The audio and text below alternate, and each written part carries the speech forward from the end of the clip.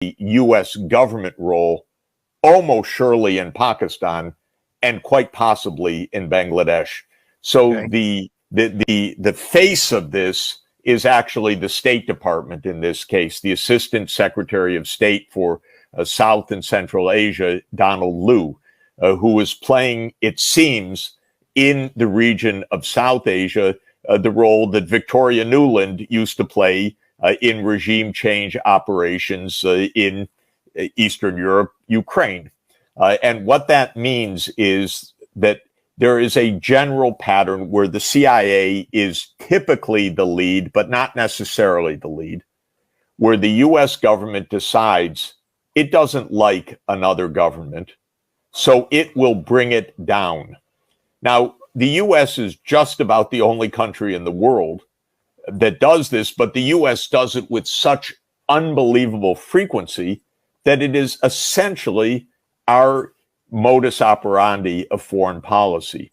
Instead of diplomacy, instead of trying to find a means of coexistence, the U.S. pursues what we call regime change.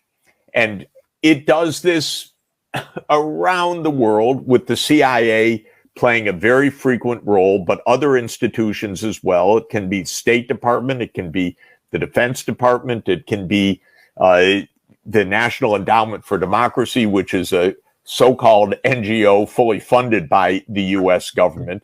But it all means that the U.S. is using supposedly deniable means to determine other countries' governments. Sometimes it's by fomenting a literal military coup, and sometimes by an assassination, sometimes by marching a president out of his office and onto a CIA unmarked airplane and flying him halfway around the world, as the United States did when it deposed the president of Haiti.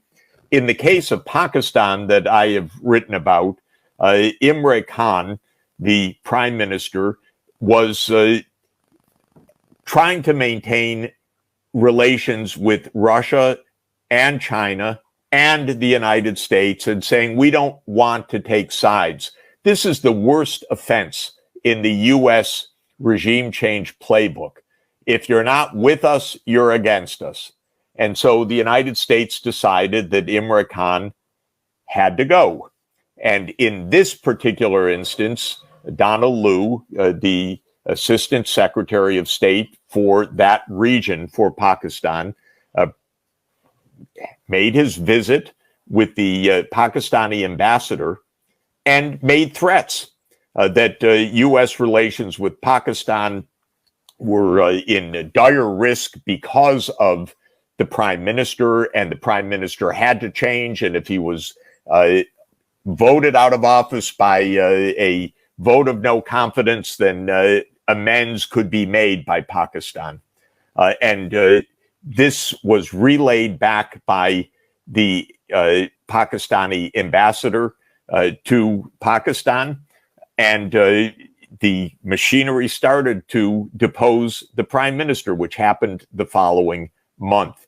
And when the prime minister showed this document, because of course someone showed him what the United States was doing, right. Then after he was deposed, he was charged with espionage for holding the document that showed that the United States had overthrown him. And he sits in jail today, by far the most popular politician in Pakistan.